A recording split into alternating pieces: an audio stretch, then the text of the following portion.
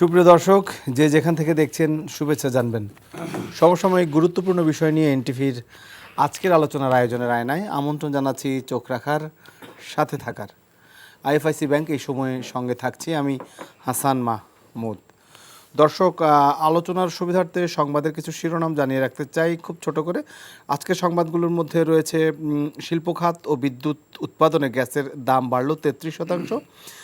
রাত পোহালে পহেলা বৈশাখ এবং বর্ষবরণের সকল প্রস্তুতি সম্পন্ন। পহেলা বৈশাখের সম্প্রীতির প্রতীক, পহেলা বৈশাখ সম্প্রীতির প্রতীক বললেন প্রধান উপদেষ্টা ডক্টর মোহাম্মদ ইউনূস। গণতন্ত্রের উল্টো পথে হাঁটছে অন্তর্বর্তী সরকার, অভিযোগ করেছেন বিএনপি নেতা সালাউদ্দিন আহমেদ। তিনি বলেছেন, এই সরকার যে অনির্বাচিত তা প্রতিদিন স্মরণ করিয়ে দেওয়া হবে। মডেল মেঘনাকে আটক কেন অবৈধ নয়, হাইকোর্টের রুল, তদন্তের পর উপযুক্ত ব্যবস্থা, আইন উপদেষ্টা বলেছেন। এছাড়াও বেশ কিছু সংবাদ বিভিন্ন গণমাধ্যমে স্থান পেয়েছে, বিশেষ করে চট্টগ্রামে বর্ষবরণ, যে ডিসি হিলে যে বর্ষবরণ অনুষ্ঠান, সেই মঞ্চ ভেঙে দেওয়া হয়েছে এবং আরও বেশ কিছু সংবাদ রয়েছে। আমরা একটু চলে যাই আলোচনায় এবং আমাদের এই আলোচনার জন্য তিনজন অতিথিকে আমরা আজকে আমন্ত্রণ জানিয়েছি।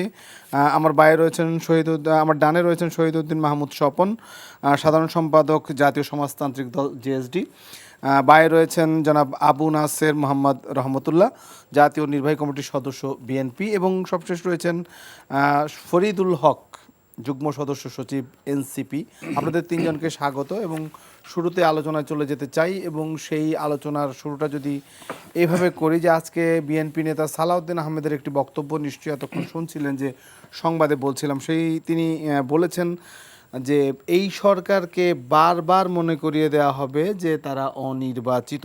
এই বক্তব্যটি তিনি কোন প্রেক্ষাপটে দিলেন? নিশ্চয়ই গত কয়েকদিন থেকে আমরা দেখেছি যে স্বরাষ্ট্র উপদেষ্টা বলেছেন জনগণ চায় তারা 5 বছর থাকুক। এরপরে মৎস্য উপদেষ্টা, মৎস্য প্রাণী সম্পদ। এরপরে আমরা দেখেছি যে চিন্তক কবি ফরহাদ মাঝহার, তিনিও এক ধরনের একটি বক্তব্য দিয়েছেন যে এই সরকার, বিশেষ করে তিনি বলেছেন যে নির্বাচনের মাধ্যমে লুটেরা সরকার আসে সাধারণত, তার মত এটি। আমি জনাব শহীদউদ্দিন মাহমুদ সাহেব, আপনাকে দিয়ে শুরু করতে চাই। খুব অল্প করে যদি একটু বলেন যে এই সময়ে এসে নির্বাচন নিয়ে সরকারের লোকেরাই বলছে তাদের আরও 5 বছর থাকা, বা একটা জনগণের কথা দিয়েই তারা বলছেন জনগণ চায় তারা আরও 5 বছর থাকুক। কোথায় বলেছে আসলে জনগণ তাদেরকে? ধন্যবাদ আপনাকে, সহ আলোচক যারা আছেন তাদেরকেও ধন্যবাদ এবং শুভেচ্ছা জানাচ্ছি। যে আলোচনাটি আপনি আনলেন সেটি সরকারের দায়িত্বশীল মহল বলতে যদি উপদেষ্টাদেরকে বুঝি, তাদের থেকে বলা হয়েছে, কিন্তু সরকারের বক্তব্য হিসেবে এটি বলা হয়নি, আমি যতটুকু দেখেছি বা বুঝেছি। জনগণ চায়, তারা জনগণের বয়ান দিয়া কথাটা বলেছে। তো সেই বিষয়ে সরকার যদি এরকম কোনো চিন্তা করে বা এরকম কোনো চিন্তা থাকবার সুযোগ আছে, সেটাও আমি ঠিক মনে করছি না। প্রথমত হচ্ছে, আমরা এই সরকার কিভাবে আসছে আমরা সকলে জানি। আপনি যে কথা দিয়ে শুরু করলেন যে সালাউদ্দিন সাহেব যেটিকে অনির্বাচিত সরকার বলছেন প্রতিদিন স্মরণ করিয়ে দিবেন, আমি অনির্বাচিত শব্দটির সাথে একটু ভিন্নমত পোষণ করতে চাই। আমরা সাধারণত অতীত সময়ে অনির্বাচিত বলতে যাদেরকে বুঝিয়েছি, তারা জোর করে ক্ষমতা যারা দখল করেছেন এবং জনগণের ইচ্ছের বিরুদ্ধে যারা আমাদের উপর চেপে বসেছিলেন, তারা অনির্বাচিত। এখন সাংবিধানিক বিধান মতে এই সরকার তো ভোটে নির্বাচিত হয় না, সেই অর্থে হয়তো হয়তো সেটি বলেছেন। কিন্তু অতীতের অনির্বাচিত সরকারদের যে ভাষ্য বা বয়ান আমরা অতীতে দিতাম, সেটার সাথে একটু পার্থক্য আছে। এটি অনির্বাচিত সেই অর্থে ঠিক, কিন্তু একই সাথে এটি জনগণ দ্বারা সমর্থিত। এবং এই সমর্থিত সরকার এই কারণেই যে আমরা এখন পর্যন্ত যারা এই সরকারকে সমর্থন দিয়েছি, জনাব সালাউদ্দিন সাহেব সহ আমরা এখানে যারা আছি, কোনো দলেই কিন্তু ফ্যাসিস্ট বিরোধী লড়াইতে আমরা যারা ছিলাম, কোনো দলেই কিন্তু আনুষ্ঠানিকভাবে এই সরকার থেকে আমরা কোনো সমর্থন প্রত্যাহার করিনি। আমরা সরকারের বিভিন্ন বক্তব্যের সমালোচনা করছি, সমালোচনার জায়গা থাকছে বলেই আমরা করছি। যেমন আপনি বললেন 5 বছর থাকবার বিষয়টি, এটি আমি মনে করছি যে এই একটি 5 বছর থাকার আলোচনাটা কিভাবে আসছে, কোন জনগণ কিভাবে বলছে, সেটি আর ভিন্ন কথা। কিন্তু আমরা যেই লক্ষ্যে এই সরকারকে সমর্থন দিয়েছি, সেই লক্ষ্যটি হচ্ছে যে একটি রোগাক্রান্ত সাংবিধানিক ক্ষমতা কাঠামো এখানে বিরাজ করছে, সেটিকে রিপেয়ার করে সেটিকে জনগণের সুশাসন করবার উপযোগী করি। আগামী দিনে যেন এই পুরনো ব্যবস্থা দিয়ে আমাদের স্বৈরতন্ত্রকে মোকাবেলা করতে না হয়, স্বৈরতন্ত্র যেন আবার আমাদের উপর চেপে না বসে, সেইটিকে নিশ্চিত করবার জন্য যে ব্যবস্থাপনা, যে গঠন প্রণালী আছে, সেটিকে সংশোধন করি, সংস্কার করে জনগণের নির্বাচিত সরকারের কাছে আমরা ক্ষমতা হস্তান্তর করব। সেটি জনগণের অভিপ্রায় এবং প্রত্যাশা। আমরা আবার আসবো আপনার কাছে। আমি একটু জনাব আবু নাসের মোহাম্মদ রহমতুল্লাহ, আপনার কাছে এই বিষয়ে একটু জানতে চাই যে মানে কেন এমনটা এখন হচ্ছে যে তারা এই ধরনের বক্তব্য, বেশিরভাগ উপদেষ্টার বক্তব্য থেকে আসছে অনির্বাচিত, নির্বাচিত, এবং তাদেরকে জনগণ চায়, যার কারণে সালাউদ্দিন আহমেদ আজকে এই ধরনের বক্তব্য দিয়েছেন বলে মনে করছেন কিনা? ধন্যবাদ আপনাকে, আপনার মাধ্যমে এনটিভির অসংখ্য দর্শক শ্রোতা বন্ধু, বিশেষ করে দেশবাসী, আজকে নববর্ষের সূচনা লগ্নে 1432 বাংলা শুভ নববর্ষের শুভেচ্ছা জানাচ্ছি সবাইকে। আসলে আমাদের দেশে একটা ট্রেডিশন আছে, সেটা হচ্ছে যে চেয়ার নাকি একটা গরম জায়গা। চেয়ারে বসলে ক্ষমতা, মানুষের হিতাহিত জ্ঞান নষ্ট হয়ে যায়। ক্ষমতায় গেলে নাকি তার অতীত, বর্তমান, বাস্তবতা এগুলি নাকি ভুলে যায়। এরকম একটা রোগ সকলের মধ্যেই আছে। আমরা তো আসলে ডক্টর মোহাম্মদ ইউনূস এবং তার যে পরিষদ, এই পরিষদকে তো আমরা মনে করেছিলাম এটার ঊর্ধ্বে। তো যে সমস্ত কথাবার্তাগুলো, এই কথাবার্তাগুলো তো আসলে সমালোচনা করাটা একটু আমাদের নিজেদের কাছেই একটু বিব্রত বোধ করি আর কি। কারণ আমরা তো বারবার বলেছি যে এই সরকার আমাদের রক্ত, শ্রম, আপনারা সমর্থন দিয়েছেন, কিন্তু তারা কি নির্বাচিত? এখন এই প্রশ্নটা তো আসলে বললাম না বিব্রতকর। নির্বাচিত কিনা এটা তারাও তো জানে, না, মানুষও জানে। যেটা বললেন না, নির্বাচিত হওয়ার অর্থটা কি? সরাসরি তো নির্বাচিত জনগণ ভোট দিয়ে তারপর নির্বাচন করলে সেটাকে নির্বাচিত বলে। এটা তো একটা পাগলকে জিজ্ঞেস করলে আপনি পারেন, এটা রিক্সাওয়ালাকে বললেও পারেন। তাহলে এই যে কথাগুলো যারা বলে, তাদের বিবেক বোধ নিয়েও তো প্রশ্ন জাগে, এটা কিভাবে তারা বলে। এবং যে সমস্ত কথা উপদেষ্টাদের মুখ থেকে আসে, এখন এই উপদেষ্টাদের ব্যাপারে তো ধরেন এর দু একজন উপদেষ্টা সম্পর্কে তো মাঝে মাঝে আমরা মন্তব্য শুনেছি। এবং এই যে স্বরাষ্ট্র উপদেষ্টা, একে তো বিভিন্ন নামে বিভিন্ন জায়গায় কিন্তু ডাকা হচ্ছে, তার কার্যক্রম, তার অঙ্গভঙ্গি, তো এগুলো আমরা আসলে চাই না এরকম বিব্রত করতে। কারণ তাদের একটা মহান দায়িত্ব তাদের উপর অর্পিত হয়েছে। এই দায়িত্ববোধটা যতক্ষণ মনে রেখে মানুষের চাহিদা এবং জনগণের প্রয়োজনীয়তা এবং দেশের বাস্তবতা, তাদের মূল দায়িত্বটা, এই দায়িত্বটা যদি তারা মনে না রাখেন, তাহলে আমাদের জন্য তাদের দায়িত্বটা মনে রাখতে হবে সবসময়। জি, বিশেষ করে আমরা আলোচনায় ছিলাম, জনাব আবু নাসের মোহাম্মদ রহমতুল্লাহ আলোচনা করছিলেন। আমরা এবার যাব ফরিদুল হক, যুগ্ম সদস্য সচিব, এনসিপি। আলোচনার বিষয়বস্তু আমরা বলছিলাম যে এই সরকার আরও ক্ষমতায় থাকতে চায়, বা এই সরকারকে আরও মানুষ ক্ষমতায় দেখতে চায়, যেভাবেই বলি না কেন। এবং বেশ কয়েকজনের বক্তব্য পরপর স্বরাষ্ট্র উপদেষ্টা বলেছেন মানুষ তাদেরকে আরও 5 বছর দেখতে চায়। মৎস্য প্রাণী সম্পদ উপদেষ্টা তিনি বলেছেন তারা যে নির্বাচিত নয়, এটি কে বলেছে, মানে এক ধরনের প্রশ্নবোধক। এবং ফরহাদ মজহারের বক্তব্য যদি বলি যে নির্বাচনের মাধ্যমে লুটেরা সরকার আসে, তার মানে হচ্ছে যে তার কথাও প্রকারান্তরে এমনটা হয় যে এই সরকারই থাকুক। কিন্তু আসলে তো নির্বাচন যখন একটি সরকার ব্যবস্থার জন্য, একটা গণতান্ত্রিক ব্যবস্থার জন্য নির্বাচন অবশ্যম্ভাবী এবং নির্বাচনই একমাত্র পথ, সেখানে এই ধরনের বক্তব্যগুলোকে এনসিপি আপনারা কিভাবে দেখছেন? জি, আপনাকে ধন্যবাদ। আর আমার সহ-আলোচক যারা আছেন শ্রদ্ধেয়, তাদেরকে শুভেচ্ছা, এবং এনটিভির মাধ্যমে দেশবাসীকে নববর্ষের শুভেচ্ছা জানাচ্ছি। মানে এইগুলো আসলে সবই তো বিচ্ছিন্ন বিক্ষিপ্ত আলোচনা। এটা নিয়ে আসলে কি বলে, একজন ব্যক্তির আলাপকে তো একটা পার্টি আসলে কিভাবে রেসপন্স করবে, রেসপন্স করা প্রাসঙ্গিক না বলে না, গুরুত্বপূর্ণ সরকারের ব্যাপারটাতে আমি যেটা দেখেছি যে সরকার আমাদের গত 8 মাসে সরকারের একটা প্রেস উইং আছে, প্রেস সচিব সরকারের হচ্ছে গিয়া অফিসিয়াল মুখপাত্র। সো আমরা সরকারের বক্তব্য প্রেস সচিবের বক্তব্য দিয়েই জানবো, এটা একটা ব্যাপার। আর ওই যে নির্বাচিত অনির্বাচিতর যে প্রশ্নটা ঘুরতেছে আজকে, সেটার ব্যাপারে আমি একটা জিনিস বলি যে ধরেন আমরা তর্কের খাতিরে ধরে নেই যে এই সরকার অনির্বাচিত, তাহলে 14, 18 আর 24-এর সরকার কি নির্বাচিত? এটাও একটা প্রশ্ন, আমি একটা পাল্টা প্রশ্ন রেখে গেলাম। প্রশ্নটা আসলে সবসময় নির্বাচিত অনির্বাচিত নয়, ম্যান্ডেট জনগণের আছে কিনা, এটা হচ্ছে প্রথম কথা। দ্বিতীয় কথা হচ্ছে যে কোন সরকারকে আমরা কি কাজের জন্য বসাইছি। আমরা একটা জেনারেল সরকারকে সাধারণ একটা ধরে নির্বাচনের মাধ্যমে যে একটা জাতীয় সংসদ হয়, পার্লামেন্টে হয়, সেটাকে আমরা এক ধরনের কাজের জন্য বসাই। যখন একটা তত্ত্বাবধায়ক সরকার আমাদের এখানে ছিল, তাদেরকে আমরা একটা নির্বাচন অনুষ্ঠান করার জন্য বসাই। আর জুলাইতে একটা গণ অভ্যুত্থান হয়েছে, যেখানে 2000-এর উপরে শহীদ, হাজার হাজার আহত, পঙ্গু, দৃষ্টি হারিয়েছে, তাদেরকে আমরা নির্দিষ্ট কিছু কাজের জন্য এই সরকারকে বসিয়েছি। এটাকে আমরা বলছি ইন্টারিম গভর্নমেন্ট, অন্তর্বর্তী সরকার। হয়তোবা ওই মুহূর্তে আমাদের কাছে অন্য কোনো নাম ছিল না, ওইটাই যেহেতু বাজারে প্রচলিত ছিল, আমরা এটাকে অন্তর্বর্তীকালীন সরকার বলছি। কিন্তু আমি যেটা মনে করি, এটা একটা গণ অভ্যুত্থানের সরকার। গণ অভ্যুত্থানের একটা ম্যান্ডেট আছে তার কাছে, এবং গণ অভ্যুত্থানের নির্দিষ্ট আকাঙ্ক্ষা আছে, তাকে সেই আকাঙ্ক্ষা বাস্তবায়ন করতে হবে। তো সেইখানে নির্বাচিত অনির্বাচিত এইটা আমি মনে করি প্রাসঙ্গিক প্রশ্ন নয়, প্রশ্ন হচ্ছে তার ম্যান্ডেট আছে কিনা। অবশ্যই তার ম্যান্ডেট আছে। 5 তারিখে জনগণ শেখ হাসিনাকে লাল কার্ড দেখিয়ে দিয়েছে, শেখ হাসিনা এখান থেকে পালিয়ে যেতে বাধ্য হয়েছে, এবং এর মাধ্যমে এই সরকারটা এসেছে। এই সরকারের পরিষ্কার এজেন্ডা হচ্ছে, পরিষ্কার জুলাইয়ের যে আকাঙ্ক্ষা, পরিষ্কার এজেন্ডা হচ্ছে তাকে বিচার করতে হবে, সংস্কার করতে হবে, বিচার এবং সংস্কারের রূপরেখা তাকে প্রকাশ করতে হবে, এবং সংস্কারের অনিবার্য পরিণতি নির্বাচন তো হবেই।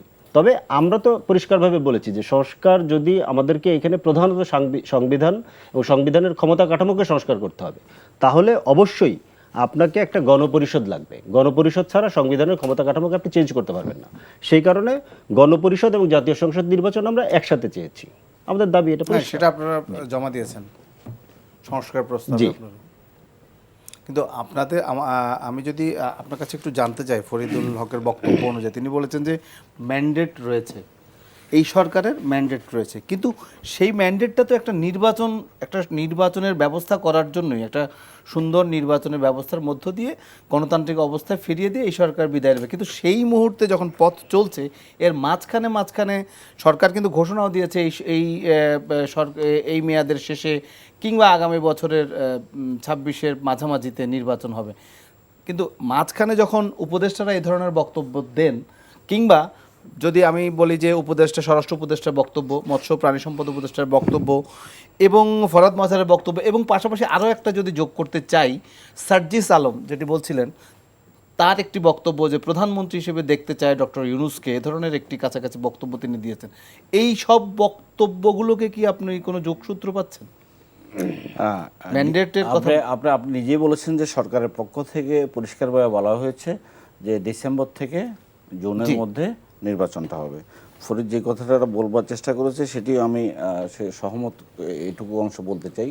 সেটি হচ্ছে যে গণ অভ্যুত্থানের সরকার, আমি প্রথম যে কথা বললাম যে অনির্বাচিত নির্বাচন বিতর্কের চাইতে বড় হচ্ছে যে জনগণের সমর্থন আছে। আমরা রাজনৈতিক অংশীজনরা এটাকে সমর্থন করছি এবং এটা প্রত্যাহার করিনি। সুতরাং এটা আমাদের সমর্থিত সরকার। আমাদের সমর্থিত সরকার মানে রাজনৈতিক দলগুলো সমর্থিত সরকার, মানে রাজনৈতিক দলগুলো জনগণের প্রতিনিধিত্ব করে, তাই জনগণের সরকার এটি। এখন প্রশ্ন হচ্ছে যে যেই কিন্তু সেই সরকারের কর্তা ব্যক্তিরা যখন এই ধরনের বক্তব্য বলে যে 5 বছর দেখতে চায় মানুষ, রাজনীতিতে সরকারের পক্ষ থেকে এই জাতীয় কথা যেমন হয়, আমরা রাজনৈতিক বয়ানে যারা কথা বলি, রাজনৈতিক ভাষা করে, তাদের বয়ানেও কিন্তু এই জাতীয় কথা আছে। এমন কথাও আমরা শুনছি না যে সরকার সংস্কার করলে সেটা আগামী পার্লামেন্টে সেটাকে সংশোধন করা হবে অথবা এটা গ্রহণ করা হবে না, এই জাতীয় আলোচনাও তো আছে। অথবা আজকে যেমন আমরা শুনছি যে প্রতিদিন আমরা স্মরণ করিয়ে দিব সরকারকে এটা অনির্বাচিত সরকার, সালাউদ্দিন শুনছেন। তো রাজনীতির মাঠে, রাজনীতির ভাষায় ভিন্ন ভিন্ন জায়গা থেকে ভিন্ন ভিন্ন কথা থাকতেই পারে, কিন্তু চূড়ান্ত জায়গাটা যেটি আমরা নিশ্চিত করবার জন্য আমরা জনগণের অভিপ্রায় বলেন, সকলের অভিপ্রায় বলেন, সেটি হচ্ছে যে আমরা বিগত সময়ের যে ফ্যাসিবাদী শাসকের শাসন ব্যবস্থা যেটি সকলেই একমত যে এই ব্যবস্থাপনা দিয়ে আগামীর বাংলাদেশ বিনির্মাণ করা যাবে না। বিএনপি একমত, আমার দল জেএসডি একমত, এনসিপি একমত, সকলে মিলে আমরা একমত। প্রশ্ন হচ্ছে যে এই যে রাষ্ট্রকাঠামোর যে সংস্কারের জায়গাটা, সংবিধানের যে সংস্কারের জায়গাটা, এটি কখন হবে, কিভাবে হবে, কারা করবেন, এই বিষয়ে বিতর্কটা আসছে। সংস্কারের প্রশ্নে কোনো বিতর্ক নাই, এবং সেই সংস্কারটুকু, যতটুকু সংস্কার আমরা সকলে মিলে একমত হব, সেই সংস্কারগুলো করবার জন্য সেটাই হবে। এবং প্রফেসর ইউনূস পরিষ্কার বলেছেন যে আপনারা রাজনৈতিক দলসমূহ যেখানে যেখানে একমত হবেন সেটুকু সংস্কার হবে। সুতরাং এর ভেতরে কোনো রকমের ফাঁক ফুকর আছে আমি মনে করছি না। এবং রোডম্যাপ সম্পর্কে যেসব কথাবার্তা বলা হয় সেই ক্ষেত্রেও কোনো ফাঁক আছে এটা আমি দেখছি না, কারণ পরিষ্কার করে বলা হয়েছে ডিসেম্বর থেকে জুনের ভিতরে হবে। এখন প্রশ্নটি হচ্ছে যে এই সময়কালের ভিতরে আমরা বিচারের দৃশ্যমান অবস্থানটা আমরা দেখতে চাইব। গণহত্যা গণ অভ্যুত্থানের যে দেখতে পাচ্ছেন কিছু? এখনো পরিষ্কারভাবে দেখতে পাচ্ছি না। এটা যতটা গতি থাকবার কথা, একটা মাত্র ট্রাইব্যুনাল কাজ করছে, 5টা ট্রাইব্যুনাল কেন নয় এই প্রশ্ন আমার থাকছে। একই সাথে যে সংস্কার নিয়ে যে কাজগুলো হচ্ছে, অনেকগুলো কাজ হয়েছে, এটি অভিনন্দনযোগ্য। আমরা সমস্ত অংশীজনরা এটা অংশগ্রহণ করেছি, আমরা মতামত দিচ্ছি এবং সেই ক্ষেত্রে একটা জাতীয় ঐক্যমত্য তৈরি করবার জন্য তারা প্রয়াস নিয়েছে, সবার সাথে কথা বলছে। সেটিকে আরও গতিময় করা, এই কাজগুলো করার মধ্য দিয়ে পরবর্তী লাস্ট স্টেপ যেটি, সেটি হচ্ছে যে এই নির্বাচনটা কীভাবে হবে। যেমন এনসিপি বলছে যে তারা গণপরিষদ নির্বাচন চায়, একই সাথে জাতীয় সংসদ নির্বাচন চায়। বিএনপি বলছে আগামী জাতীয় সংসদ নির্বাচনে সব কিছুর ফয়সালা হবে। আমরা বলতে চাই এই ফয়সালার জায়গাটা, সংবিধান সংস্কারের প্রশ্নটা একটা ন্যাশনাল ইস্যুস। একটা পার্লামেন্ট, নির্বাচিত পার্লামেন্ট, সেটি একটি রাজনৈতিক দলকে ক্ষমতায়ন করে, একটি ক্ষমতার পালাবদল ঘটায়। কিন্তু জাতি ঐক্যমত্যের ভিত্তিতে যেসব সিদ্ধান্তগুলো গ্রহণ করবে, সেগুলোর জন্য যে বৃহত্তর ম্যান্ডেট দরকার, সেটি ওই পার্লামেন্টে থাকে না। সেই জন্য তারা গণপরিষদ নির্বাচনের কথা বলছে, আমরা বলছি যে এটিকে সংবিধান সংস্কার সভার নির্বাচন।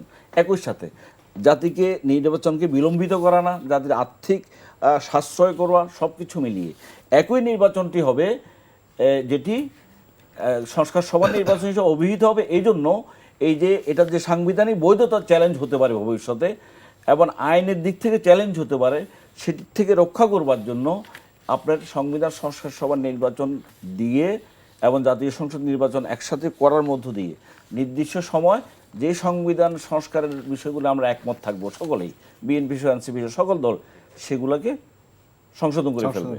এরপরে এটা রেগুলার সরকার হিসেবে কাজ করবে। এই ক্ষেত্রে বিএনপির অবস্থানের সাথে এই অবস্থানের সমন্বয় করার সুযোগ আছে। বিএনপি বলছে যে তার পার্লামেন্টেই করবে, শুধুমাত্র ওই পার্লামেন্ট। আমরা বলছিলাম যে সেই পার্লামেন্টটা যদি করে, যে পার্লামেন্টে সদস্যরা একটা প্রচলিত সংবিধানের অধীনে ওত নেবেন, তারা এই সংবিধানের মূল জায়গাটা রিপেয়ার করবেন কীভাবে, মূল জায়গাটা সংস্কার করবেন কীভাবে, আপনি সংশোধন করতে পারেন। অ্যামেন্ডমেন্ট, রিফর্মস এবং রিপ্লেসমেন্ট বা নতুন সংবিধানে যেটা, এটা তিনটা আলাদা আলাদা ব্যাখ্যা আছে। সুতরাং সংবিধানের মূল কাঠামোর ভেতরে যে আপনি যে আজকে উচ্চকক্ষের কথা আসছে, প্রধানমন্ত্রীর ক্ষমতার ভারসাম্যের কথা আসছে, অনেকগুলো বিষয় আছে যেগুলো সংবিধানের মূল স্পিরিটের সাথে আমাদের 72 সংবিধান বা এখনকার যে সংবিধান আছে এটার সাথে যায় না। তো এই সংস্কারগুলো যদি করতে হয়, আপনাকে বৃহত্তর ম্যান্ডেটটা নিতে হবে। সেই ম্যান্ডেটটা নেওয়ার ক্ষেত্রে একই পার্লামেন্ট নির্বাচন হোক, একটাই নির্বাচন হবে আগামী নির্বাচনটা। সেই নির্বাচনের একটা সময়, সে 90 দিন অথবা 120 দিনের ভেতরে আপনি এই যেগুলো বিএনপি সকলে মিলে চাইবে, আমরা সমতা, সেগুলো আপনি ঠিক করে নেবেন। ঠিক করার পরে সেগুলো পার্লামেন্টে। এই প্রক্রিয়াটা তো একটা দীর্ঘ প্রক্রিয়া। কোনো দীর্ঘ প্রক্রিয়া না। আপনি যেই নির্বাচনটা আগামীতে করতে যাচ্ছেন এবং আপনি সংস্কার কমিশনগুলো যে কাজটা করছে, তারা একটা জাতীয় সনদ তৈরি করবার কথা আমাদের সকলের দাবি আছে না? জাতীয় সনদ তৈরি করবে। সে জাতীয় সনদে থাকবে যে এই সংস্কারগুলো সম্পর্কে এই সমস্ত রাজনৈতিক দলগুলো একমত, এই সম্পর্কে দ্বিমত, এগুলো সম্পর্কে আংশিক একমত। তাহলে আপনি যেগুলো একমত থাকলেন শতভাগ, সেগুলো নিয়ে তো একমত থাকলামই। যেগুলো আংশিক দ্বিমত আছে, সেগুলো নিয়ে রাজনৈতিক দলগুলো নিজেদের ভিতরে সমন্বয় করতে পারে, আলোচনা করতে পারে যে আমরা এই জায়গায় একমত হতে পারি কিনা। এরপরে যেগুলো দ্বিমত আছে, সেগুলো দ্বিমতের জায়গা থাকলো, যার যার নির্বাচনী এজেন্ডাতে সেগুলো গেল। আপনি যেগুলোতে একমত থাকলেন, সেগুলোকে নিয়ে যে নেক্সট যে ইলেকশনটা হচ্ছে, সেই ইলেকশনটাতে একই ইলেকশন, আপনি নাম শুধু আপনি যুক্ত করছেন। এবং বলতে পারেন যে নাম যুক্ত কেন করছেন, নাম যুক্ত করছেন যে এটার বৈধতার জন্য এবং এটার যে বৃহত্তর জনগোষ্ঠীর যে ম্যান্ডেট দরকার, সেই ম্যান্ডেট এবং সাংবিধানিক। আপনি দেখেন ত্রয়োদশ সংশোধনী বাতিল হয়ে গেল, বলা হলো সংবিধানের মূল স্পিরিটের সাথে যায় না। কেন? সেটি যদি এই চ্যালেঞ্জের মুখে পড়ে আদালতের, অথবা আগামী পার্লামেন্ট বিএনপি যে সংশোধনগুলো করলো, সবগুলাই করলো, নেক্সট পার্লামেন্ট বললাম যে এটা জনগণের ম্যান্ডেট নাই, এই পার্লামেন্টটা করতে পারে না, তাহলে সেটা বাতিল হয়ে যেতে পারে। এটা শুধুমাত্র বৈধতার জায়গাগুলো এবং সমন্বয় জায়গাগুলো, এই আলোচনাগুলো যদি হয় পার্টি টু পার্টি দলগুলোর মধ্যে, তাহলে আমার মনে হয় এই জায়গায় খুব একটা সংকট থাকবে না, সংকট থাকার কথা না। সবচেয়ে বড় কথা হচ্ছে যে আমরা সকলে মিলে বলছি যে এই সরকারকে আমরা যে শুধুমাত্র তত্ত্বাবধায়ক সরকার বলি নেই, বা এটা তত্ত্বাবধায়ক সরকার নয়, এটা অন্তর্বর্তীকালীন সরকার এবং একটা বিশাল গণঅভ্যুত্থানের মধ্য দিয়ে প্রত্যাশা তৈরি হচ্ছে অনেক বেশি।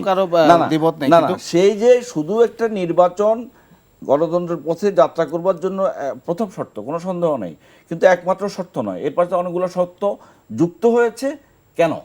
আমরা কেন সংবিধান নিয়ে 2 বছর 2.5 বছর আগের থেকে 31 দফা আপনার আমরা যুগপৎ আন্দোলন কেন কেন বললাম? তার মানে শেখ হাসিনা যেই শাসন ব্যবস্থা দিয়ে আমাদেরকে শাসন করছিলেন সেইটার ভিতরে ক্ষত আছে, সেটা রোগাক্রান্ত, সেটার ভিতরে ত্রুটি আছে। তো এই দাবি তো আমাদের আগের থেকে ছিল, তাইলে আজকে এটা প্রাসঙ্গিক থাকবে না কেন? গণ অভ্যুত্থানের যে স্পিরিট, যেটি গণ অভ্যুত্থানের পরে আমাদের দাবিটি দীর্ঘ সময় রাজনৈতিক দলগুলো আমরা দাবি করে আসছি। আমরা 31 দফা আমরা মুখোমুখি বলেছি যে ফ্যাসিস্টকে হটাবো, একই সাথে ফ্যাসিবাদী শাসন ব্যবস্থাকে আমরা হটাবো। তাহলে সেই শাসন ব্যবস্থা হটানোর জন্য আমরা লড়াইটা রাজনৈতিক দলগুলো করছি। জুলাই গণ অভ্যুত্থানের পরে সেটি আরো বেশি দৃশ্যমান, আরো বেশি প্রাসঙ্গিক, আরো বেশি প্লাস হলো। সেই প্লাসটাকে কাজে লাগানো আজকে যৌক্তিক একটা দাবি। এই সংস্কারের সুযোগ অনেকে বলেন, কথা বলে শেষ করছি, একটা শেষ করছি। অনেকে এই কথা বলবার চান যে সংস্কার নাকি চলমান একটা প্রক্রিয়া। 54 বছরে কিসের সংস্কার হলো আপনার? সংস্কার করার জন্য দাবি উত্থাপিত হইতে হয়, সংস্কারের জন্য জাগরণ লাগে, সংস্কারের জন্য আকাঙ্ক্ষা তৈরি হইতে হয়। সংস্কার তো অবশ্যই চলমান প্রক্রিয়া, এরপরেও হবে সংস্কার, তো একটা দীর্ঘ প্রক্রিয়া হবে। যে চলমান প্রক্রিয়া মানে হচ্ছে যে আমরা 54 বছর তো চলমান প্রক্রিয়া ছিল, কোনো সংস্কার তো হয়নি, কিছুই হয়নি, একেবারে কিছু হয়নি। তা তো আইন কানুন কিছু বদলানো হয়েছে, কিন্তু একেবারে কিছু হয়নি সেটা তো নয়। আমি যেটা বলছি যে একটা রিফর্মস মানে পরিবর্তন, সেই পরিবর্তনের জন্য যে ভিত্তিমূল তৈরি হওয়া দরকার, মাঠে যে ক্ষেত্রটা বস্তু বুঝতে পারছি, সেটা এখন সব সময় কিন্তু থাকে না, সেটা এখন অনেক বেশি রয়েছে। আপনার 90 96 2001 তো সংস্কারের কথা আসে না, এতটা হয় না। কেন আসলো? যে আমি একটু এটা প্রাসঙ্গিক কেন আসছে? যে আমি একটু জনাব আবু নাসের মোহাম্মদ রহমতুল্লাহর কাছে যেতে চাই। আমি বলছিলাম যে বেশ কিছু বক্তব্য বলছিলাম, বিশেষ করে সার্জিস আলম সহ, যে প্রধানমন্ত্রী হিসেবে দেখতে চান ডক্টর ইউনূসকে, এবং আরও বেশ কিছু বক্তব্য। যখন নির্বাচনের কথা বলা হচ্ছে তখন বিএনপি নির্বাচনের কথা বলে আসছে, বলছে, এখনও বলছে। জনাব সালাউদ্দিন আহমেদ আজকে বলেছেন যে এই সরকার নির্বাচিত নয়, এই কথাটা তাদেরকে বারবার স্মরণ করিয়ে দিতে হচ্ছে। কিন্তু যেই কয়েকজনের বক্তব্যের কথা বললাম, তাতে কি কোনো যোগসূত্র দেখতে পান, যে কোনো মেসেজ কি তারা দিচ্ছে, যে 5 বছরের যে কথাটি বললেন? অনেকগুলো প্রসঙ্গে এসছে তো। জি, আমাদের সহযোগ জনাব ফরিদুল হক সাহেব, সেও কিছু কথা বলেছে। প্রথমত হচ্ছে যে আপনার শেষের দিকে যেটা স্বপন ভাই বললেন যে 54 বছরে কোনো সংস্কার হয়নি, খুব দুঃখজনক কথা। সংস্কার হয়নি, এটা আসলে খুবই দুঃখজনক বিষয়। অ্যামেন্ডমেন্ট হয়েছে, আপনার অ্যামেন্ডমেন্টের মাধ্যমেই তো সংস্কারগুলো হয়। আপনি ধরেন আমরা প্রেসিডেন্সিয়াল গভর্নমেন্টে ছিলাম, এখন তো আমরা সংসদীয় গণতন্ত্র সংস্কার বলবেন, অবশ্যই পরিবর্তন। আচ্ছা ঠিক আছে। আপনি মহান মুক্তিযুদ্ধের পরে আপনি একদলীয় শাসন ব্যবস্থা এক ধরনের সংস্কার ছিল, পরবর্তীতে বহুদলীয় গণতন্ত্র ব্যবস্থা, এটা তো একদলীয় সংস্কারকে বাকশালকেও সংস্কার বলবো। হ্যাঁ, সংস্কার তো তাদের যে ধরনের সংস্কার করেছে, তাদের একটা সংস্কার কি সবসময় আপনারা রহিত করেছে? সংস্কার কি সবসময় আমার মতের পক্ষে হইতে হবে? শব্দটা আসলে আমরা সংস্কারের বিভিন্ন প্রেক্ষাপট থাকবে, আপনি কোন সংস্কারের সঙ্গে একমত থাকবেন, আমি কোন সংস্কারের সঙ্গে একমত থাকবো, এটাই বাস্তবতা। সেটা তাদের জায়গায় সংস্কার। এখন আপনি ধরেন ফরহাদ বাজার যেভাবে বললেন যে নির্বাচনের মাধ্যমে লুটেরা সরকার আসে সাধারণত, তার মানে কি জনগণের প্রতি আপনার আস্থা নাই? জনগণের প্রতি আস্থা না থাকলে এমন সব লোকেরাই এইসব কথা বলতে পারে যাদের সঙ্গে জনগণের কোনো সম্পর্ক নেই। উনি অনেক ভদ্রলোক মানুষ, শিক্ষিত, প্রবীণ, বরেণ্য ব্যক্তি, নিঃসন্দেহে বুদ্ধিজীবী, বাট এই ধরনের কথা ওনাদের মুখ থেকে আসলে আমরা কষ্ট পাই, বিভ্রান্তি তৈরি হয়। আপনি যে ফরিদুল্লাহ সাহেব বললেন প্রেস সচিবের কথা, উনি মুখপাত্র, উনি তো একজনকে প্রধানমন্ত্রীও বানিয়ে দিলেন, যে আমার মনে হয় ভবিষ্যতে উত্তরবঙ্গ থেকে একজন প্রধানমন্ত্রী আসতেছে। এখন মুখপাত্রদের বক্তব্য আপনি দেখেন, সেনাপ্রধান বক্তব্য রেখে বললেন যে 18 মাসের মধ্যে নির্বাচন করা সম্ভব, 18 মাসের মধ্যে নির্বাচন হবে। জাস্ট একদিন পরে এই মুখপাত্র সাহেব উনি বললেন যে না, এটা তার নিজস্ব বক্তব্য, তো এখন এই সরকারের কার বক্তব্যের সঙ্গে কার মিল আছে আমার তো এটা বুঝে আসে না। আপনি দেখেন, এই যে বলে অন্তর্বর্তীকালীন সরকার কি এদেশ আর ছিল না? 91 সালে হোসেন মোহাম্মদ এরশাদের পতনের পরে বিচারপতি শাহাবুদ্দিনের নেতৃত্বে যে সরকার ছিল সেটা কি সরকার ছিল? তত্ত্বাবধায়ক সরকার ছিল, প্রশ্নই ওঠে না। অন্তর্বর্তীকালীন সরকার, সেটার লক্ষ্য ছিল একটা নির্বাচন পর্যন্ত একটা লক্ষ্য তো এইটারে ছিল। এখন বিচারপতি শাহাবুদ্দিন সাহেব তিনি ও অঙ্গীকারই করেছেন যে আমি নির্বাচনটা আমার দায়িত্ব, নির্বাচনটা করে আমি আমার স্বপদে বহাল থাকবো। সেটা কি কোনো অর্ডিন্যান্সের মাধ্যমে হয়েছিল? হোক, পার্লামেন্টে পাশ করে তারপর তাকে স্বপদে সম্মানজনকভাবে পৌঁছে দেওয়া হয়েছিল, এবং সেটা অন্তর্বর্তীকালীন সরকার ছিল। সেই অন্তর্বর্তীকালীন সরকারের ইতিহাস আমাদের যারা টুকটাক বয়স আছে আমরা কিন্তু বুঝি। এবং সেই অন্তর্বর্তীকালীন সরকার সেই সময় কি সংকট ছিল, এরশাদও তো এরকম 2-3টা নির্বাচন করছিল, নির্বাচনের সামনের নামে টালবাহানা করেছিল, প্রহসন করেছিল। সেই প্রহসনের থেকে বাঁচার জন্য একটা নির্বাচিত সরকারের প্রয়োজন ছিল। সেই নির্বাচনটাই অন্তর্বর্তীকালীন সরকারের মূল দায়িত্ব। এখনও যদি আপনি সংবিধান খুঁজে দেখেন অন্তর্বর্তীকালীন সরকার কোন জায়গাটায় আছে, ওই জায়গাটা গিয়ে দেখবেন যে শুধু নির্বাচন করাই তার দায়িত্ব, আর কোনো কাজই নাই। পরিষ্কার কথা বলতে হবে, নির্বাচনের জন্য সংস্কার, নির্বাচনের জন্য সরকার নির্বাচন করতে নির্বাচনের গিয়ে জন্য যতটুকু, যতটুকুন দরকার ততটুকুন করবে। এবং সেটা যদি আপনার সদিচ্ছা থাকে, বিচারপতি শাহাবুদ্দিন সাহেবের নেতৃত্বে, উনি কি খুব মূর্খ একটা লোক ছিলেন? ওনার পরিষদে যারা ছিলেন তারা কি জ্ঞান টিয়ান জানতেন না কিভাবে দেশ সংস্কার করতে হবে? তো ওনারা তো এই জ্ঞানের দিকে হাঁটেন নাই। এবং বাংলাদেশের সৃষ্টি হওয়ার পর থেকে এই পর্যন্ত যত নির্বাচন হয়েছে, সবগুলো নির্বাচনের মধ্যে এখন পর্যন্ত সবচেয়ে গ্রহণযোগ্য ভালো নির্বাচন হিসেবে চিহ্নিত 91 সালের নির্বাচন। সেই নির্বাচন অন্তর্বর্তীকালীন সরকারের মাধ্যমে হয়েছে, এবং সেই নির্বাচনের মধ্য দিয়ে যে পার্লামেন্ট গঠিত হয়েছে সেখানে সংসদীয় গণতন্ত্রের উত্তরণ হয়েছে। সেটাও তো এক ধরনের কমিটমেন্ট ছিল, 7 দল 5 দল 15 দল তাদের যৌথ ইয়াতে। তো আজকের প্রেক্ষাপটে আপনার সংকটটা কোন জায়গায়? সংকটটা হচ্ছে সেই এরশাদের আমলে যেরকম নির্বাচনের নামে টালবানা করা হয়েছে, প্রহসন করা হয়েছে, মানুষের ভোটের সঙ্গে প্রতারণা করা হয়েছে, জালিয়াতি করা হয়েছে। গত 15 বছর মানুষ ভোট দিতে পারেনি, মানুষের ভোটের সঙ্গে টালবানা করা হয়েছে, জালিয়াতি করা হয়েছে। সংকটটা তো শুধু মানুষের ম্যান্ডেটের, জনগণের ভোটের সংকট ছাড়া অন্য কোনো সংকট ছিল না। জনগণ যদি ভোট দিতে পারে, সেই সরকার যদি জনগণের চাহিদা মেটাতে না পারে, তার জন্য আরেকটা পদ্ধতি আছে, পরবর্তী নির্বাচন। অর্থাৎ নির্বাচনকে আপনি সুষ্ঠু প্রক্রিয়া আনার জন্য যা যা করা প্রয়োজন সেই সংস্কারটুকুনি অন্তর্বর্তীকালীন সরকারের দায়িত্ব। তাহলে ধরে নেওয়া যাক আজকে 8 সব মাস দলের অংশগ্রহণের জন্য যে ক্ষেত্র দরকার, অবশ্যই, field অর্থাৎ দরকার। নির্বাচন যেটাকে বলে, যেই নির্বাচন অবাধ সুষ্ঠু গ্রহণযোগ্য হবে, যেই নির্বাচনে মানুষ নির্ভয়ে নিঃসংকোচে তার পছন্দের প্রার্থী দলকে ভোট দিতে পারবে, সেই রকম একটা নির্বাচনই আমাদের মূল সংকট।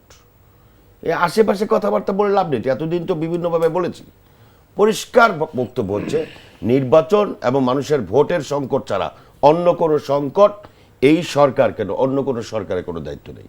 হ্যাঁ, ভোটের মাধ্যমে যেই সরকার আসবে, সেই সরকার যদি জনগণের চাহিদা মেটাতে অক্ষম হয়, জনগণের চাহিদার সঙ্গে কেউ যদি প্রতারণা করে, তাহলে পরবর্তী নির্বাচনে জনগণই সেই সিদ্ধান্ত নেবে, যেটা অতীতে হয়েছে, যেটা গ্রহণযোগ্য নির্বাচন তত্ত্বাবধায়ক সরকার অধীনে যে নির্বাচনগুলো হয়েছে।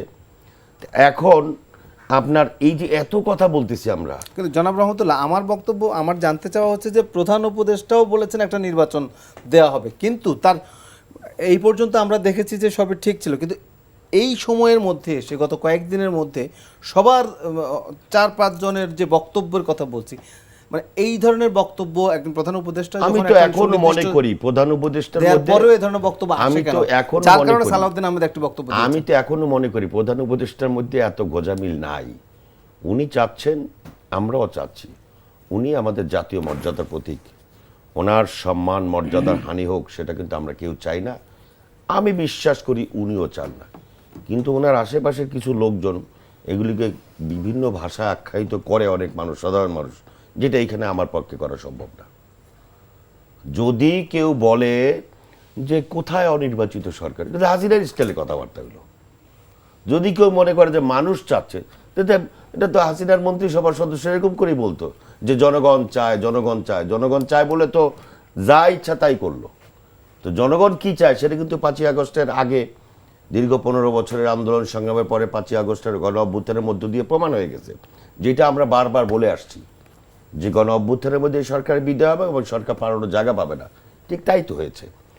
সো এখন যদি মন্ত্রিপরিষদের সদস্যরা, এই যে শপথ ভাই বারবার বলেন যে রাজনৈতিক নেতাদের মতো কথাবার্তা বলতেছে, এতে করে তাদের মানের হানি হচ্ছে, আলটিমেটলি তাদের সম্মানের জায়গাটা নষ্ট হচ্ছে।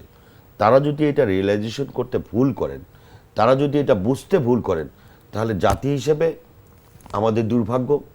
আমরা যারা রাজনীতি করি, আমরা যারা এই সরকারকে সমর্থন দিয়ে আসছি, আমাদের জন্য দুর্ভাগ্য।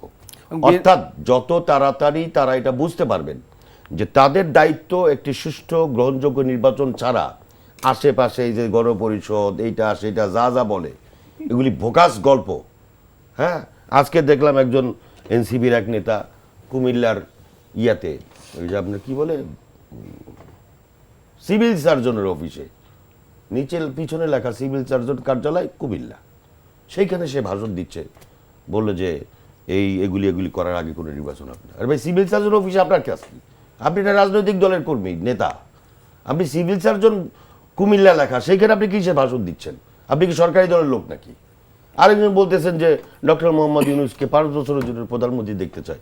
এই লোকটারে নষ্ট করা কিন্তু আমাদের দায়িত্ব না, এই লোকটাকে ধ্বংস করার দায়িত্ব কিন্তু কাদের নয়। এই যে আমরা বলতেছি কিংস পার্টি টাটি হ্যান ত্যান, এগুলির ইতিহাস কিন্তু আমরা জানি, খুব ভয়াবহ।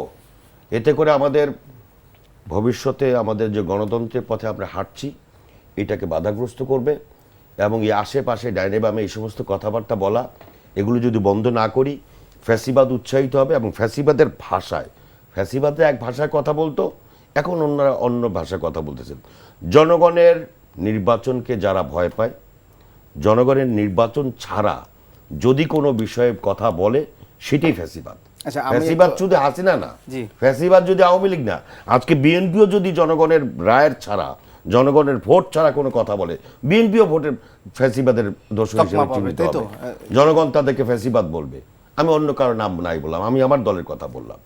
অর্থাৎ স্পষ্টত এই সরকারের এই যে বিচার ও সংস্কার করতে হবে, কি বিচার ও সংস্কার করতে হবে, কে বিচার করবে? আপনি 8 মাস হয়ে গেল, আপনি 8 মাস হয়ে গেল, এর মধ্যে আপনি প্রক্রিয়াই শুরু করতে পারলেন না। ভাই, অভিজ্ঞতা তো একটা বড় জিনিস, রাষ্ট্র পরিচালনা তো অভিজ্ঞতা লাগে। আপনি 5টা না করেন, 3টা-4টা ট্রাইব্যুনালদের মধ্যে করতে পারতেন। আপনি কিসের বিচার করবেন? কার বিচার করবেন? এক সময় বললেন যে শেখ হাসিনার বিচারের আগে যাতে কেউ নির্বাচনের কথা না বলে, আপনি কি ধমক দিলেন নাকি? এটাও তো ফ্যাসিবাদী। আপনি বলতেছেন এই কাজ না করলে এই কাজ করা যাবে না। ভোটের কথা শুনলেই মাথার ভুরু কুঁচকে যায়। মানে ভোট কি? ভোট কি একটা মানে গণশত্রু শব্দ নাকি? নির্বাচন কি একটা শত্রু? আপনি নির্বাচনকে কিভাবে ফেয়ার করা যায়, নির্বাচনকে কিভাবে গ্রহণযোগ্য করা যায়, নির্বাচনকে যাতে মানুষের রায়ের পথ হিসেবে বিবেচনা করা যায়, নির্বাচন কেন্দ্রিক যত সংস্কার আছে সব সংস্কারের পক্ষে আমরা। জনগণ চায় সেটা। জনগণ কি চায় সেটা নির্বাচনের সময় যদি ডক্টর মোহাম্মদ ইউনূসকে উনি যদি প্রার্থী হন, ওনাকে প্রধানমন্ত্রী হিসেবে বানাক। সেখানে যদি স্বপন ভাইয়ের দল যদি সেখানে প্রধানমন্ত্রী হয়, আমাদের আপত্তি কোথায়? কিন্তু আপনি জনগণকে বিশ্বাস করছেন না কেন? ফরিদুল হক যুক্ত করবেন কিনা? এতক্ষণ শুনছিলেন এবং আপনাদের দলের বিরুদ্ধেও বেশ কিছু নেতাদের বিরুদ্ধেও কথা হচ্ছিল এবং জনাব রহমতুল্লাহ বলেছেন, নিশ্চয়ই শুনেছেন যে আপনাদের নেতাদের বিভিন্ন জায়গায় সরকারি যেটা বললেন সিভিল সার্জনের কার্যালয়, এর আগেও বেশ কিছু আমরা দেখেছি। এগুলোকে আসলে কিভাবে দেখছেন? বক্তব্যের কথা বলছিলাম। প্রথমত হচ্ছে যে এখন পর্যন্ত এনসিপি একটা 213 সদস্যের সেন্ট্রাল কমিটি, এর বাইরে কোথাও এনসিপির কোনো অস্তিত্ব নেই এখন পর্যন্ত। 28শে ফেব্রুয়ারি এনসিপি গঠন হয়েছে, এখন পর্যন্ত এনসিপি একটা 213 সদস্যের সেন্ট্রাল কমিটি। এনসিপির নাম করে বিভিন্ন জায়গাতে বিভিন্ন অপকর্ম করার চেষ্টা করা হয়েছে, কিংবা কিছু কিছু করতে হয়তো বা সফলও হয়েছে। এই সমস্ত ঘটনা যখনই আমাদের সামনে এসেছে, আমরা দ্রুত গতিতে ব্যবস্থা নিয়েছি। স্থানীয় প্রশাসনকে আমরা বলেছি যে এদের বিরুদ্ধে আইনগত ব্যবস্থা নেওয়া হোক, যদি যেরকম আইনি অপকর্ম তারা করেছে। আর নির্বাচন কিংবা ধরেন সংস্কার সব মিলে আমি ধরেন 2-3টা কথা বলবো, খুব বেশি কথা বলবো না। আমাদেরকে একটু অল্প অল্প করেই বলা উচিত, কারণ আমরা তো ধরেন ওই অর্থে রাজনীতিতে নতুন, বয়সে ছোট। তা আবার ধরেন এখানে তো সমাজে একটা ব্যাপার আছে যে ছোটরা বেশি কথা বললে বেয়াদবি করে, তো ওইটা একটু ধরেন বুঝে শুনে বলতে হবে। এখানে আপনি দেখেন বাংলাদেশ রাষ্ট্রের যত অপকর্ম, এর ভিতরে বড় বড় যে ঘটনা খেয়াল করে দেখেন, বেশিরভাগ ঘটনা এই নির্বাচিত সরকার করেছে। বাকশাল কি কোনো অনির্বাচিত সরকার করছে? নো। 15ই ফেব্রুয়ারি নির্বাচন কারা করছিল? আপনি ত্রয়োদশ সংশোধনীর কথা বলতেছি, এর আগের আসেন চতুর্দশ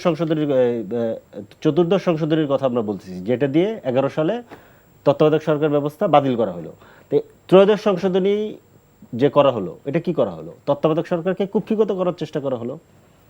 তার মানে হচ্ছে নির্বাচিত সরকার মানেই সব কিছু ভালোভাবে করে, ব্যাপারটা তা না। আওয়ামী লীগ তো ধরেন সাংবিধানিকভাবে একটা নির্বাচিত সরকারই ছিল 2024 সালে, তাহলে গণঅভ্যুত্থানের শর্ত সমাজের মধ্যে কোথায় থাকলো?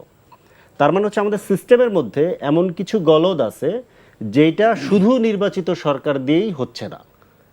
কিন্তু তার মানে হচ্ছে নির্বাচন তো দরকার। নির্বাচন দরকার, সেই প্রশ্নটা আমি দ্বিমত করছি কিন্তু না। এইসব বক্তব্য দিতে না, আপনি না, না, নির্বাচনকে আমি দ্বিমত করছি না, আমাদেরকে এই প্রসঙ্গটা বুঝতে হবে। আপনি একটা জিনিস খেয়াল করেন যে আমরা 5ই আগস্টের আগের 15 বছর একটা ফ্যাসিবাদী আমলে ছিলাম, তাতে করে যেটা হয়েছে যে এর আগের রাজনীতি কি? এর আগের রাজনীতি হচ্ছে আমি যেটা চাই সেটা আমি জোর করে আদায় করব, আর যদি আমার কাছে ক্ষমতা থাকে তাহলে আমি জোর করে চাপিয়ে দিব। এই রাজনীতির যে কালচার, এই কালচার থেকে আমাদেরকে বের হতে হবে, আমাদেরকে আলাপ করতে হবে, একটা মিথস্ক্রিয়া তৈরি করতে হবে। আপনার আমার ভেতরে দ্বিমত থাকবে, খুব স্বাভাবিক। ধরেন বাংলাদেশে 15 বছরে যে ফ্যাসিবাদ ছিল, এই ফ্যাসিবাদের নির্মম শিকার সবচেয়ে বড় ভিকটিম তো বিএনপি। তো বিএনপিকে তো এটা ভাবতে হবে যে একটা নির্বাচিত ব্যবস্থার মধ্যে সাংবিধানিকভাবে 14, 18 এবং 24 তো বৈধ নির্বাচন, একটা নির্বাচিত ব্যবস্থার ভেতরে গণ অভ্যুত্থানের বীজ কিভাবে রয়ে গেল? নিশ্চয়ই এখানে কোনো ঘটনা আছে, সিস্টেমের ভেতরে নিশ্চয়ই এমন কোনো ব্যাপার আছে। আমরা যেটাকে পরিষ্কারভাবে বলছি যে এখানে একটা নির্বাচিত স্বৈরতন্ত্র হয়, মানে বাংলাদেশের সাংবিধানিক যে কাঠামো, এটা একটা স্বৈরতান্ত্রিক কাঠামো। প্রধানমন্ত্রীর কাছে সকল ক্ষমতা থাকে, উনি নির্বাহী বিভাগের প্রধান, উনি সংসদের প্রধান, উনি দলের প্রধান, উনি রাষ্ট্রপতিকে নিয়োগ দেন, রাষ্ট্রপতিকে সরিয়ে দেন, রাষ্ট্রপতি ওনার নির্দেশে সকল সাংবিধানিক প্রতিষ্ঠানে নিয়োগ দেন, রাষ্ট্রপতি ওনার পরামর্শে, যেটাকে আপনি নির্দেশ করেন, উনি বিচার বিভাগকে নিয়োগ দেন। তার মানে রাষ্ট্রের সকল কিছু, নির্বাহী বিভাগ, বিচার বিভাগ, আইন, আপনার ধরেন সাংবিধানিক প্রতিষ্ঠান সমূহ, আইন কানুন এবং যা যা কিছু আছে প্রশাসনিক সব কিছুকে উনি একা নিয়ন্ত্রণ করেন। ইভেন ওনার কাছে যদি 2/3 মেজরিটি থাকে তাহলে উনি বাকশাল পর্যন্ত করে ফেলতে পারেন, 2/3 মেজরিটি থাকতে, মানে সংবিধানকে উনি এফের ওপর করে ফেলতে পারেন। আবার ধরেন বাংলাদেশের মানুষের গণ অভ্যুত্থানের আকাঙ্ক্ষা, 90-এর গণ অভ্যুত্থানের আকাঙ্ক্ষা একটা তত্ত্বাবধায়ক সরকার, সেই তত্ত্বাবধায়ক সরকার সকলের সম্মতিতে করা হলো, এটাকে উনি বাতিল করে দিলেন। না, কিন্তু সেই তার মানে ব্যবস্থায় হচ্ছে যে সংস্কার তো আনা হচ্ছে বা সেই সংস্কারের কথা বলা হচ্ছে। সংস্কারের যে ব্যাপারটা, এবং বিএনপি 31 দফা দিয়েছে। বিএনপি 31 দফা, সে আগে থেকেই বলে আসছে। 31 দফা প্রশ্নে আমি একটা কথা বলি, 31 দফা হচ্ছে গিয়ে ডামি নির্বাচনের আগের 31 দফা। তখন আপনি 31 দফা দিচ্ছেন, আওয়ামী লীগ রাজনীতির মাঠে আছে, এখন আর আওয়ামী লীগ রাজনীতির মাঠে নাই। আওয়ামী লীগ গণহত্যার দায়ে অভিযুক্ত। বাংলাদেশ এর ভেতরে অনেক লম্বা পথ পাড়ি দিয়েছে। রাজনীতির ইতিহাস হচ্ছে এমন যে কখনো কখনো 6 মাস 600 বছরের থেকে বেশি, আবার কখনো কখনো 600 বছর আপনার কাছে 6 মাসের মতো মনে হবে। এইটা রাজনীতির ইতিহাস। তো জুলাই যে 36 দিনের জুলাই বাংলাদেশকে একটা জায়গা থেকে আরেকটা জায়গায় নিয়ে গেছে। বাংলাদেশ আগের জায়গাতে নাই। মানে ধরেন আমি কথার কথা যে 66 সালে 6 দফা দেওয়া হয়েছিল, 70 সালের ম্যান্ডেট ছিল 6 দফা, 71 সালে শেখ মুজিবুর রহমান এখানে ছিলেন না, তো 72 সালে উনি এসে যদি বলতেন যে আমি 6 দফার ভিত্তিতে স্বায়ত্তশাসন করবো, এটা কি হতো? তো 31 দফা ওই অর্থে এখন আর রেলেভেন্ট না, আপনাকে নতুন করে আলাপ করতে হবে। জি ফরিদুল হক, জনাব রহমতুল্লাহ, আপনি কি কিছু বলবেন? ছোট্ট, আমরা একেবারে শেষ পর্যায়ে চলে এসেছি। হ্যাঁ, ওই যে একটু ছোট্ট করে, জি 36 দিনে অনেক কিছু পরিবর্তন হয়েছে। ছোট্ট করে বলেন। 36 দিন আগের কথা যদি বলি আমরা, তাহলে সার্জিস আলম জাতির আব্বা শেখ মুজিবুর রহমান সম্পর্কে যে সমস্ত গুণ কীর্তন গেয়েছেন, হঠাৎ করে উনি আওয়ামী বিদ্বেষী একজন মহানায়ক হয়ে গিয়েছেন। 36 দিনের 36 দিনই সবকিছু ছোট পরিবর্তন করে হয়ে গেছে। যদি পয়েন্টগুলো বলেন শুধু।